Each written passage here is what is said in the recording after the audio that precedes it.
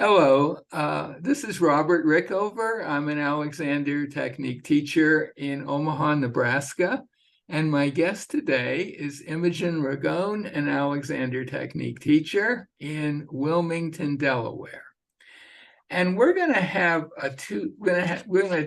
record two podcasts today. This will be the part one on the topic of Alexander's term psychophysical. It's a term that he coined. Typically, if you're doing a search of his books, PDF search, it'll be hyphenated, psycho-physical. And it pops up a lot in his books. And I think it's worth talking a little bit about and what some of the implications of that are. Imogen has asked me to give a very short description of the Alexander technique, because although I think these podcasts are mainly for teachers and students of the work, I think people outside the work might get something out of this too. So just to say what the Alexander technique is and who F. Mathias Alexander was, the Alexander technique could be defined as a way of learning how to use yourself, use your physical mechanism and your mental mechanism, as it were, on the surface of this planet where we exist and certain forces are acting on us, and we have a structure, and how we utilize that structure and those forces for our benefit. And it was founded by a guy named F. Mathias Alexander. Do you want to add anything to that definition? It's a sparse one. Well, I mean, there's so much that you could say. There's a lot and more not say. yeah. But yes, you could say very simply, it's a body mind or mind body method for helping you move and be in this world with more ease and presence and comfort and less yes, and comfort. Yeah. So I'm going to start by reading a little something from the great man himself, F. Mathias Alexander. And this comes from his second book, Constructive Conscious Control of the Individual. I think that's the full name. It came out in the mid-20s, 1920s.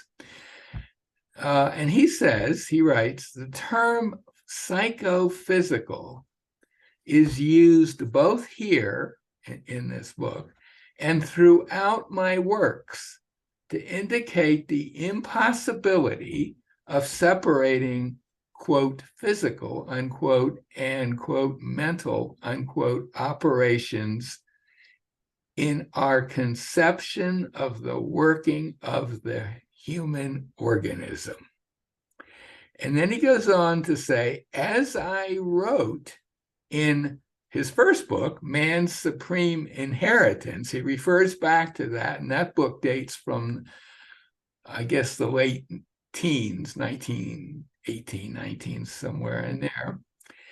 In my opinion, the two, meaning psycho and physical, must be considered entirely interdependent and even more closely knit than is implied by such a phrase. Pretty strong statement at a time when people were not thinking in terms of mind-body unity, or it wasn't out there very much. Mm-hmm. And the reason why he's writing this in that second book, Constructive Conscious Control, is that he's concerned with the problem of not having good words to describe what he's writing about. Well, yeah. It's a big problem. And he does go on to say that I'm forced to use the words physical and mental here and throughout my argument, because there are no other words at present which adequately express the functions of psychophysical activity. He's got a problem in that there's no good language he has available to make his points. And he does say some other things here that might be worth another podcast down the road, but I don't want to get too deep in the woods here, but this is his basic thing. They are mind and body, body and mind are interrelated in ways that are just beyond mind-body unity. It's more than related. It's more than related. It's the same. It's the same thing, but described from different points of view, you might say. Yeah, Something I know. Like in my classes, I'll often start off and talking about, because it's often people talk about the mind-body connection. Yeah. And so I try and then we do some explorations to go to mind-body unity, but we're still using these words of separation. I'm not saying, which is a more modern way of saying psychophysical, right? Mind-body. Right. It is a problem. And you reminded me of a book we read recently in my book group called Bodyfulness. And the author of the book, I can't remember her name right now, kind of coined this term because she felt mindfulness was missing the point. It had separated from the body. But she made the point that the brain is part of the body. The heart is part of, it's an organ within our body, and our nervous system is within our body. So why is that separate from the body? So I feel like that's kind of that connects with what we're talking about today, and that she did coin her own phrase coming from a very different, somewhat different point of view. But and what was her phrase again? Bodyfulness, rather than she was like challenging mindfulness. Bodyfulness, yeah. But again, she has two separate phrases, and it almost seems like. Well, no, she was trying to do away with mindfulness because that is part of bodyfulness, because the mind, the brain, it's part of the whole of how we function. So, yeah. So, I mean, to me, a key phrase in his statement here is that they're even more closely knit than is implied by such a phrase. It's beyond him to come up with a phrase that will really I think accurate. It is really challenging because any language we use is language of parts and separation. Yeah, exactly. Yeah. So this is his dilemma, and I have a renewed interest in this because of listening to a podcast I did with John Macy a few years ago. He's an Alexander technique teacher. He's retired now, but in Omaha, and also a physical therapist. And he pointed out that, and I never really thought of this before, that if you're going to talk about psychophysical unity or whatever it is, then there's also going to be physical psycho unity. It goes in both directions. Now, the term physical psycho as a description of what Alexander teachers are doing is a little iffy. A little cumbersome. I also want to say, I will talk more about direction, but there's only a direction because we're thinking of the things separately. Whereas if it was the whole together, there wouldn't be a direction. It would be all at once. Yeah. And there's a lot to unpack here, and I don't think we're going to have time to unpack all of it by any means. But one of the things Well, so in terms of the term physical psycho, maybe not a great phrase. People might think we're psycho. But the other term, the more common term today, is mind-body unity, mind-body integration, whatever, which again doesn't really capture it, but body-mind is a perfectly reasonable phrase. And you do hear that sometimes, though. I think it's more common as mind-body, yeah. And so what John suggested or brought out was that if you use the term mind body or psychophysical, and mind body integration, psychophysical, these are all ideas that I'd say most Alexander teachers would subscribe to. They might have different ideas about what it means, but I would say for a lot of us, it's really at the heart of the technique, even, right? Absolutely. Aspect of this work, that everything is interconnected within us. Mm-hmm. So if, say, body-mind is implied by mind-body, right? In other words, it can go both ways. The question is, well, just back up for a second. In general, okay, most Alexander teachers would agree with what we've said so far, but I would say the Alexander technique in general tends to be more focused on the direction mind-body. So you have things like Alexander technique directions or self-directions. So they are thoughts that you might use to affect your physical mechanism, the functioning of your physical mechanism. And yeah, I'm thinking of a traditional hands-on Alexander technique lesson. One might say that it's more going the other direction. Especially if the teacher's not talking much, using their hands to guide you, which is a part of a lot of Alexander in-person teaching. And that can definitely changes your state of mind and the kind of thoughts you'll be having when you're in a more easeful, present state of being.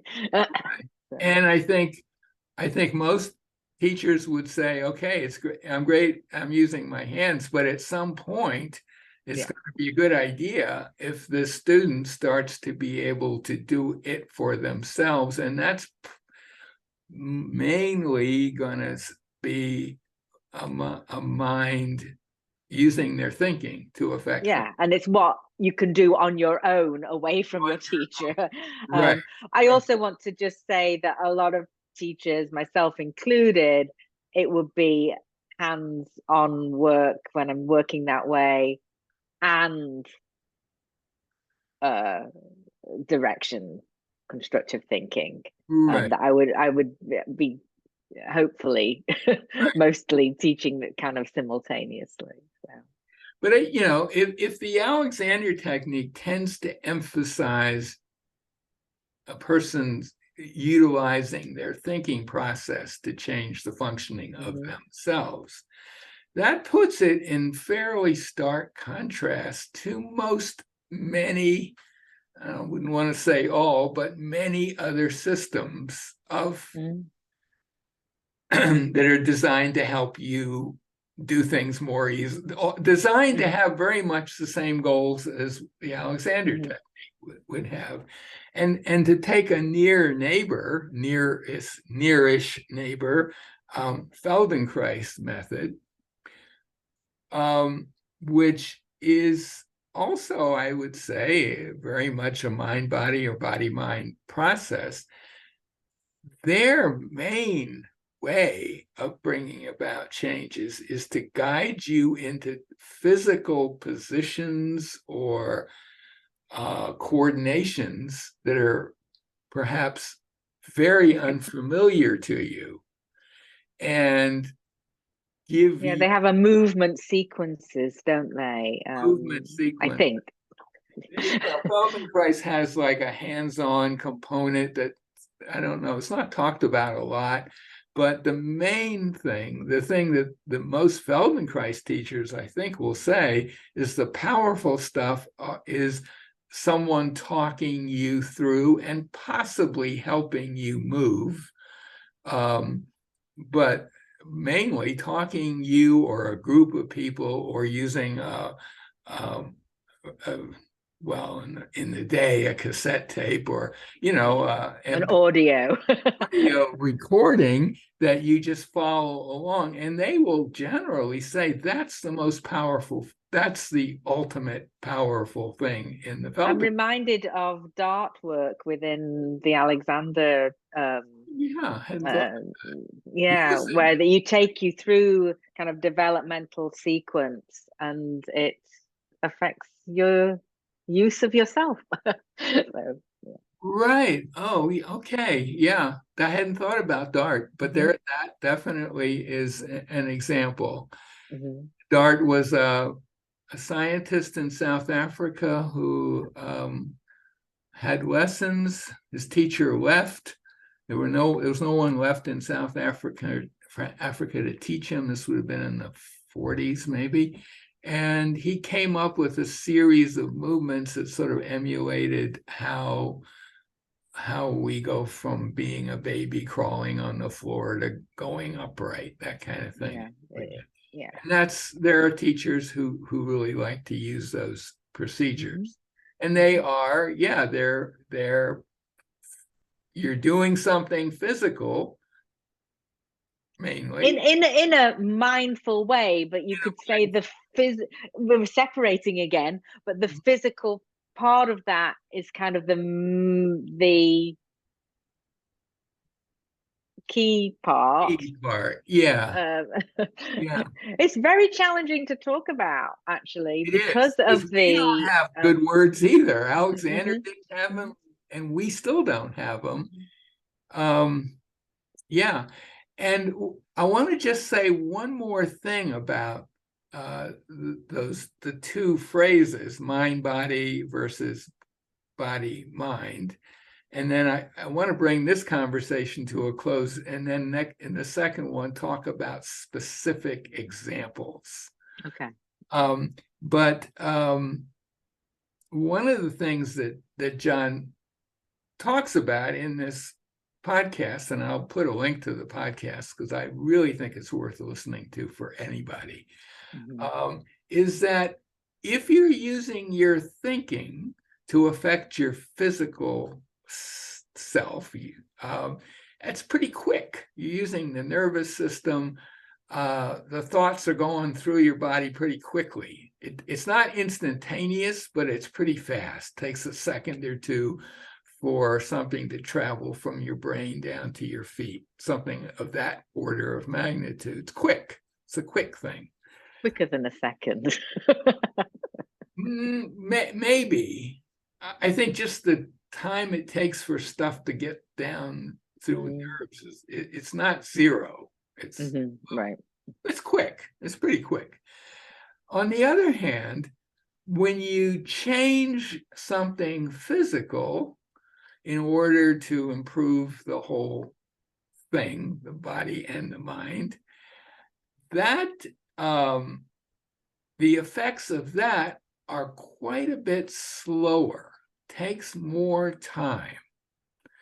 And because it's more, if the thinking nervous system affecting the body is almost kind of an electrical thing, akin to an electrical thing. The other is more like a chemical reaction. It's slower. It takes time to really come into effect. It has a different speed, and but doesn't mean. But can you give an example of because from our work would be which I want to talk. It's an example that I want to talk about more in the next podcast. But constructive rest, most teachers will say it's probably a good idea, if you can, to do it for at least 15 minutes or so. Maybe you'll get some benefits from Do it every day. do it every day. And it takes a certain amount of time for you putting yourself in a different position than you would ever normally be for quite a period of time, 15 minutes, say. It takes that amount of time, or some amount of time, to really reap the full benefits from it. So I could think a direction, a self-direction, like I'm free or my neck is free, and pretty quickly my body will respond. But if I put myself in a position that encourages that kind of freedom, it's going to take a little longer.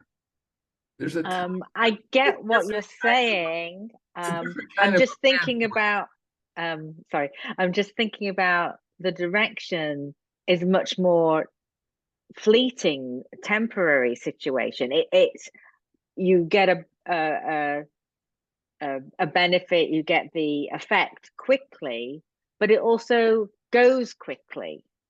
And then you right? need to reintroduce So it's not like you can think this direction once and you're good to go the rest of your life. Definitely not. No.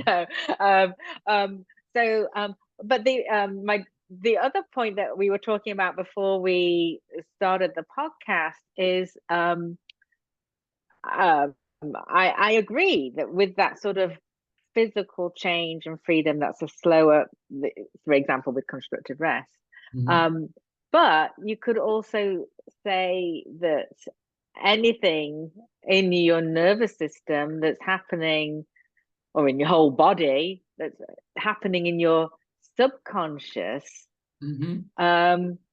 Affects what you actually do think, and it's the precursor to conscious thought, and it's very fast indeed. Super fast, because you're acting within the nervous system itself. Yeah, so that's an example of the body to mind, if you want to use those terms, of that direction being super duper fast.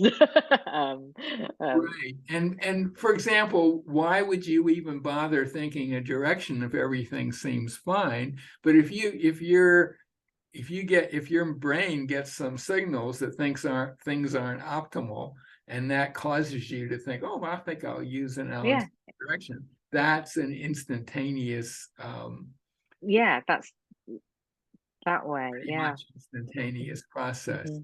And related to that, again, I don't want to go too deeply into this right now, but that one of the implications of these two pathways, the sort of electrical and the chemical, you might say, are that it's going to be really helpful if you are working with a student or working on your own and using, say, the mental side of things, to also do some actual physical movement, because that's going to give that kind of feedback that's going to allow both those two systems to work together, which is obviously how we're designed to be, I think.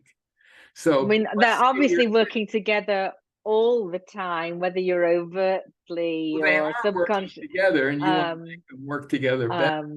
But there's something about the movement that can help it be more obvious and right. And a teacher that I refer to a lot, Marge Barstow, I mean, she might work with someone sitting in a chair, helping them release tension in their neck and shoulders and so on. And she had amazing hands, and she could do a great job of that.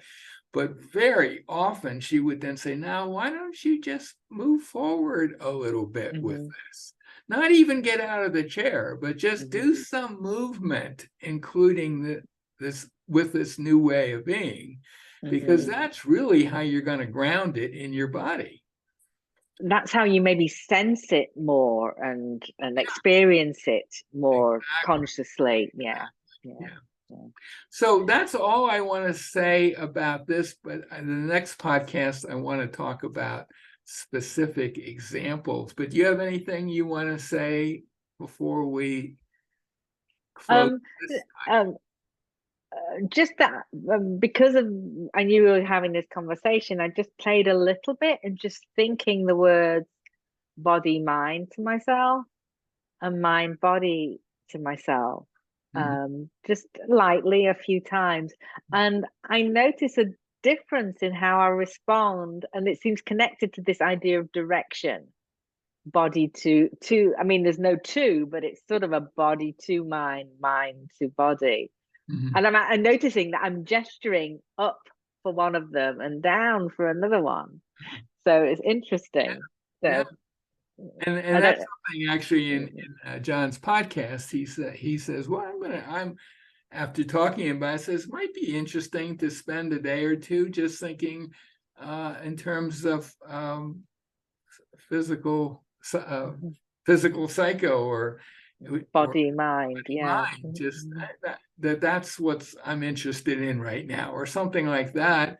And does that do anything different? It's an interesting question. Well, for me, I thought I noticed, so I'd be interested to see what our viewers and listeners notice. Yeah, absolutely. So.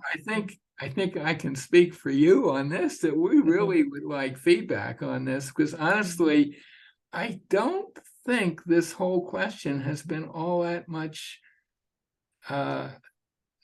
discussed in the Alexander world. So a lot of it's kind of new to me anyway, and I've been teaching forever. And so anyway, so we'll end this conversation, but there's another one that'll be coming up soon.